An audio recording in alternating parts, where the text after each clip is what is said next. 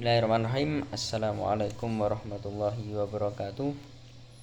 Di sini saya Muhammad Faisal Fati, Prodi Psikologi Fakultas Psikologi, NIM 2104011011048 akan menyampaikan tugas pra BPAK tentang penyuluhan prokes 5M dan pentingnya vaksinasi.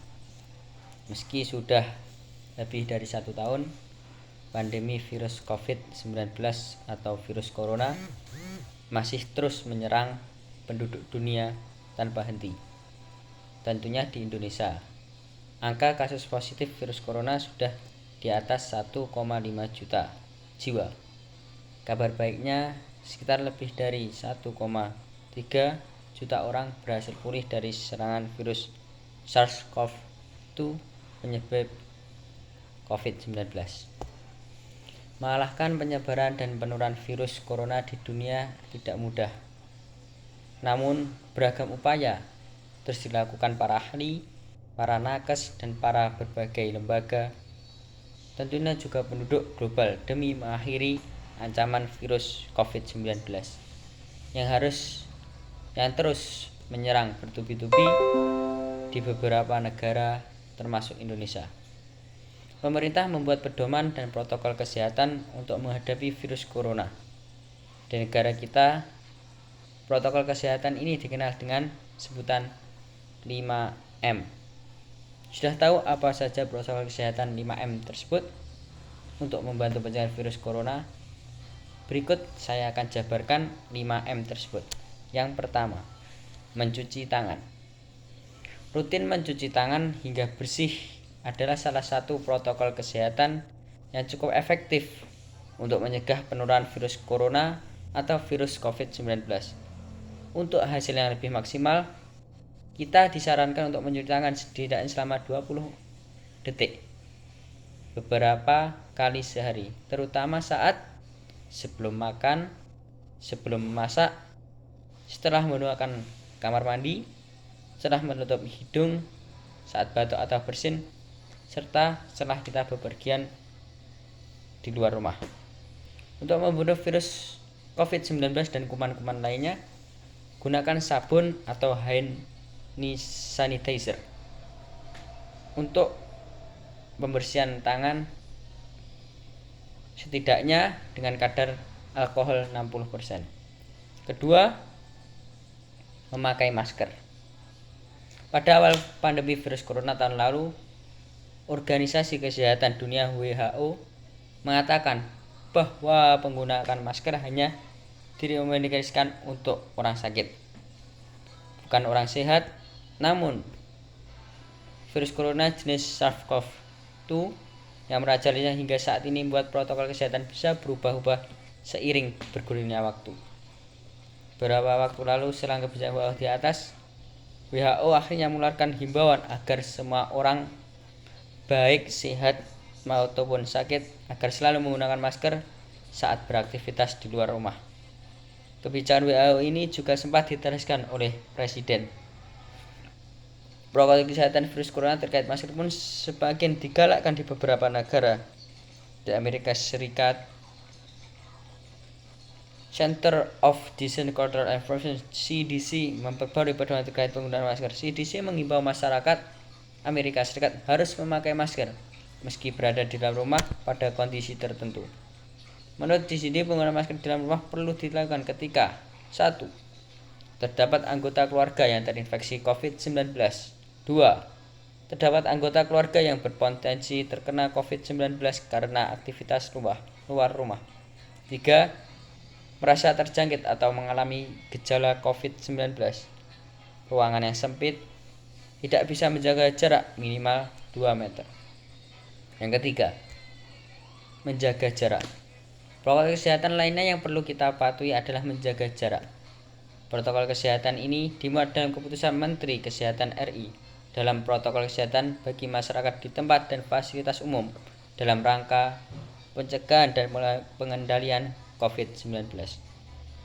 Di sana disebutkan menjaga jarak minimal 1 meter atau 2 meter dengan orang lain untuk menghindari terkena droplets dari orang yang bicara, batuk, maupun bersin, serta menghindari kerumunan, keramaian yang berdesakan. Bila tidak memungkinkan melakukan jaga jarak, maka dapat dilakukan berbagai rekayasa administrasi dan teknis lainnya. Rekayasa administrasi dapat berupa pembatasan jumlah orang, pengaturan jadwal, dan sebagainya. Sedangkan rekayasa teknis antara lain dapat berupa pembuatan partisi, pengaturan jalur masuk dan keluar, dan sebagainya. Nomor 4. Menjauhi kerumunan. Selain 3 hal di atas, menjauhi kerumunan merupakan protokol kesehatan yang juga harus dilakukan. Menurut Kemenkes, masyarakat diminta untuk menjauhi kerumunan saat berada di luar rumah. Ingat, semakin banyak dan sering kamu bertemu orang, maka kemungkinan besar terinfeksi virus corona pun semakin tinggi. Oleh sebab itu, hindari tempat keramaian, terutama bila sedang sakit atau berusia di atas 60 tahun yang disebut lansia. Menurut riset, lansia dan pengidap penyakit kronis memiliki resiko yang lebih tinggi terserang virus corona. Nomor 5. Mengurangi mobilitas. Virus penyebab corona bisa berada di mana saja, jadi semakin banyak dirimu menghabiskan waktu di luar rumah, maka semakin tinggi pula terpapar virus jahat ini. Oleh karena itu, bila tidak ada keperluan yang mendesak, tetaplah berada di rumah. Jangan keluar rumah. Menurut Kemenkes, meski sehat dan tidak ada gejala penyakit, belum tentu dirimu pulang ke rumah dengan keadaan yang masih lama atau yang disebut dengan OTG. Itu tentang 5M. Kita lanjutkan tentang pentingnya vaksinasi. Vaksinasi atau imunisasi bertujuan untuk membuat sistem kekebalan tubuh seseorang mampu mengenali dengan cepat melawan bakteri atau virus penyebab infeksi. Tujuan yang ingin dicapai dengan pemberian vaksin COVID-19 adalah menurunnya angka kesakitan dan kematian akibat virus ini. Hingga sampai saat ini, virus corona belum juga berakhir. Guna menekan kasus yang terus bertambah, pemberian vaksin COVID-19 mulai dilakukan. Perintah pun menganjurkan agar semua orang mendapatkannya. Alasan mengapa vaksinasi COVID-19 sangat penting. Sejak COVID-19 tiba di Indonesia, tidak sedikit masyarakat yang belum tentu setuju dan akan anjuran pemerintah untuk menjalankan vaksin COVID. Padahal pemberian vaksin ini sangatlah penting, bukan hanya untuk melindungi masyarakat dari COVID, tetapi juga memulihkan kondisi sosial dan ekonomi negara yang terkena dampak pandemi. Vaksinasi atau imunisasi bertujuan untuk membuat sistem kekebalan tubuh seseorang mampu mengenali dan dengan cepat melawan bakteri atau virus penyebab infeksi. Tujuan yang ingin dicapai dengan pemberian vaksin COVID adalah menurunnya angka kesakitan dan angka kematian akibat virus COVID-19. Meskipun tidak 100% bisa melindungi seseorang dari virus COVID, vaksin ini dapat memperkecil kemungkinan terjadinya gejala yang berat dan komplikasi akibat COVID-19. Selain itu, vaksinasi COVID-19 bertujuan untuk mendorong terbentuknya herd immunity atau kekebalan kelompok. Hal ini penting karena ada sebagian orang yang tidak bisa divaksin karena alasan tertentu. Orang yang tidak dianjurkan untuk menerima vaksin atau tidak menjadi prioritas untuk vaksin COVID antara lain anak-anak, remaja di bawah 18 tahun, dan orang yang menderita penyakit tertentu, misalnya diabetes, hipertensi yang tidak terkontrol. Jadi, dengan mendapatkan vaksin COVID-19, Anda tidak hanya melindungi diri Anda sendiri, tapi juga melindungi orang-orang sekitar yang belum memiliki kekebalan terhadap virus corona. Penting untuk tetap menjaga daya tahan tubuh. Vaksin COVID-19 memang membawa banyak manfaat dengan melindungi kita dari infeksi virus corona.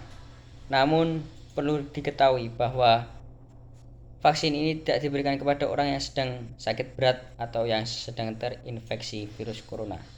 Jadi pastikan untuk mempertahankan daya tahan tubuh baik sembari menunggu giliran untuk diberi vaksin maupun setelahnya. Hal ini karena dengan imunitas tubuh yang kuat, kita tidak akan mudah sakit sehingga kebugaran tubuh tetap terjaga. Beberapa cara untuk meningkatkan daya tahan tubuh adalah mengonsumsi makanan bergizi, rajin berolahraga, mengelola stres dengan baik, serta beristirahat yang cukup. Itu adalah penyampaian saya tentang prokes 5M dan pentingnya vaksinasi. Terima kasih atas perhatiannya. Kurang lebihnya maaf. Wassalamualaikum warahmatullahi wabarakatuh.